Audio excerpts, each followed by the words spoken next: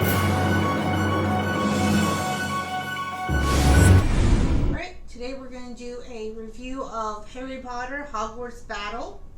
This is the two-player co-op deck building game. It's called Harry Potter Hogwarts Battle Defense Against the Dark Arts. This basically takes place in the classroom. So if you're familiar with the movies, it's kind of like where they were part of the dueling club in the second movie. This is basically what it's up to be. So you are dueling your opponent, and I consider it being part of the dueling club because it's the same setup. If you're familiar with Harry Potter Hogwarts Battle, the co-op game that you can play up to 4 players where you're battling different enemies, like obviously Voldemort. He's a very big one in Harry Potter. Voldemort, you have Crabbe and Goyle, Malfoy, Death Eaters. The gameplay is very similar to that in the way that you will play your cards, how you gain extra health. There's certain cards that help you gain extra health, cards that will get you influence tokens, cards that will deal damage to your opponent. So instead of dealing damage to enemies that you have out on the board, you're going to deal it to your opponent. And your goal is to stun your opponent 3 times in order for you to win the game. So, it's pretty basic setup. You have your player board here. The starting points are here. And you can choose what houses you want to be. All 4 houses are there. Gryffindor, Hufflepuff, Ravenclaw, and Slytherin. And they all have their own little standees, and there is 2 of each in case you and the other player want to play the same house. That's totally cool because no house has any special abilities that'll, like, if you choose a house, you're not really going to have any special abilities of, oh, well, the Gryffindors have, like, extra healing when you play so many spells. That's not how this one works, like with in Hogwarts Battle, where like Hermione has special abilities, Harry Potter does, Ron and Neville. The only difference in this when it comes to houses, there are certain allies, and they'll look like this. They'll turn sideways, that have no houses, so they're neutral. And then you have some that are houses, like you have Gilderoy Lockhart here. He is part of Ravenclaw.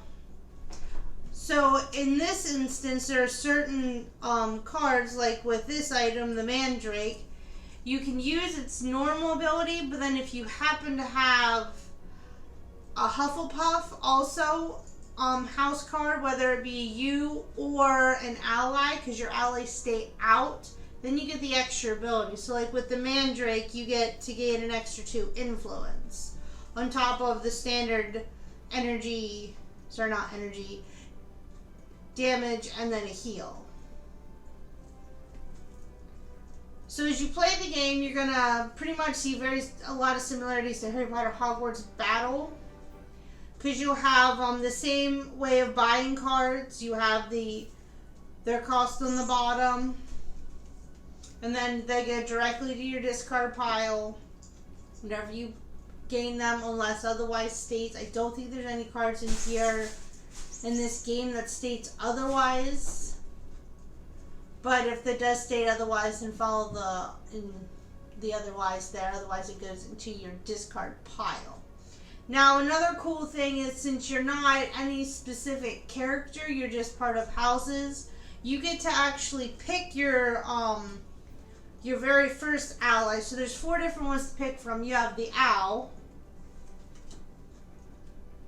the cat, and the toad. And there's 2 of each, so that if you happen to both want a toad or you both want an owl, you can do that. Or you can pick a different one than your opponent. Now these do have, they're all different. Like your toad gets you a health once per turn. Your cat, once per turn, if you played at least 3 spells, gets you an extra attack. And then the owl, once per turn, you may choose to save an influence token on the ally or remove all saved ally. Sorry, not all saved allies. All saved influence tokens this turn that you have on here.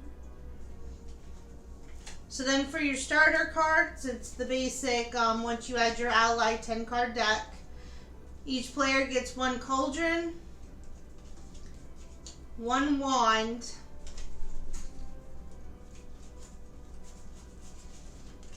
and 6 spells, which is just Alohomora. So that's what your base deck is going to start out with, and then you'll gain cards as you go. Whenever you play your cards,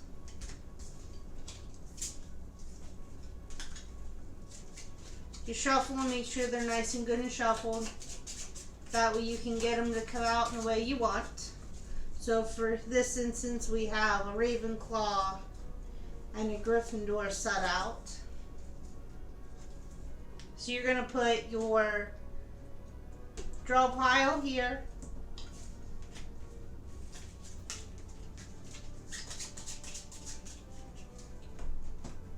And then to start your turn, you're going to draw 5 cards. Okay. And then since you have an ally, the nice thing with these is they don't go away. As soon as you get them, you get to lay them in front of, on the top of your house card, and they stay out for the remainder of the game. So then, you just go through your turn, buy what you need, attack what you need, and all your attack goes towards your opponent. So like here we have no attack whatsoever. We have plenty to spend. So then, the next player take their turn, and then your turn again. You'll pick up your 5 cards again. And here we have 1 damage. So we deal a damage to our opponent, and they go back 1. So for every time you hit them, they go back 1. Your goal is to get to here, the whole way to stun. Once one of you or your opponent is at stun, you're going to add 1 of the stun tokens to your house card, and there's a nice little section there where you can figure out how many there is at the top of your card. And then everything resets. Everybody goes back to the start. All your allies go back in your deck, and you shuffle your deck, and you start fresh. And this is going to keep continuing on until somebody has been stunned 3 times. So I like this game because it is very similar to Hogwarts Battle, but it has a little bit of a feel of, you're practicing, almost like you are in the process of learning your spells, how to attack, how to defend, in preparation for the Hogwarts Battle. I also like the fact that they incorporate the different allies. Some have houses, some do not.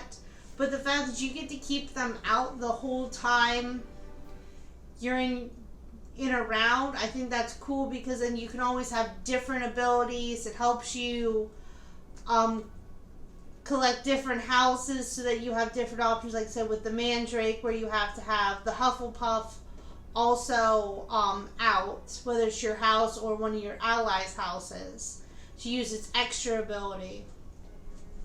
But another cool thing is they have hexes in here, which are cards that you will get from the classroom. This is what they call the classroom, that will put hexes into your opponent's deck. So these will be your hexes. They're all different. They all do different things. This one is the toenail growing hex. Whenever this comes into play, it kind of like takes up a card in your draw hand, but it also has an effect. Like this one is you can only play 1 item per turn. So if you have this in your hand, the toenail growing hex, you can only play 1 item out of your hand. You have the Stinking Jinx, where you cannot activate the effects of allies this turn. So they pretty much stay in your deck unless you have a card that allows you to banish. They call it banishing in Harry Potter Defense Against the Dark Arts, where you will banish your card, and you can banish a hex as long as it's within the criteria of the card banished, like its location. And all banished cards go here. Now, you not only can banish hexes, but there are some cards that will allow you to banish from the classroom as well. So if there's one up there that you know you ain't going to be able to get, but you don't want your opponent to have a chance to get, or there's a card up there that you don't think's good at all for you and you just want to banish it in hopes to get a new card out, then all banished cards go here.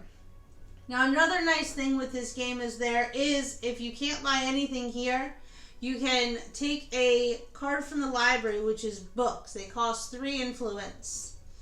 So you can choose one, either gain 2 influence or draw a card and return this card to the library. So these cards cannot be banished, but you can use these cards to draw another card into your hand on your play. Then you return this back to the library. So that's kind of a cool thing, since this takes place inside the school. They've incorporated borrowing books from the library. So overall, I think this is a really fun game to play. It has a bit of a strategy to it, because you got to figure out exactly like the best way to go about playing your cards, which allies that come up are going to benefit you the most, different spells and items that are going to benefit you the most in order for you to get ahead and eventually stun your opponent 3 times to win the game. Because, who don't want to win the game? So that is the game of Harry Potter Hogwarts Battle Defense Against the Dark Arts. It is a 2-player game. I really feel it fits in well with the Harry Potter Hogwarts Battle, the game that you can play up to 4 players. I think it fits in well with that. And come on, the box itself is like really cool. It looks like a trunk. So can't go wrong with that. So if you're a big Harry Potter fan, this is a good game to also get, just because it's Harry Potter, and can't go wrong with Harry Potter in my opinion. And like I said, I do highly recommend this game. It is relatively quick and easy. It's not a terribly long setup. They have different tokens so that, if it's a newer player, they can, better grasp. They have the influence tokens, the hearts, the attacks. That way they can accumulate during their turn how much they have of each and then spend it that way. Or you don't even have to use them, but they are there for your convenience. And then you have the stun tokens, which I think are pretty cool because they're a plastic, but they're like a 3D plastic, so you have the little skull on them. So that is the game of Harry Potter Hogwarts Battle. If you like what you've seen here today, go ahead and click that subscribe button so you can get notifications as to when new videos come out and new content. And feel free to follow us on Facebook at Board Game Girl. We love to see people's comments, see what you guys are playing, so go ahead and plug into Board Game Girl on Facebook and join the party and post pictures, your game nights, your opinions. We also put up, whenever the new videos come up, we post them on there. So enjoy your day.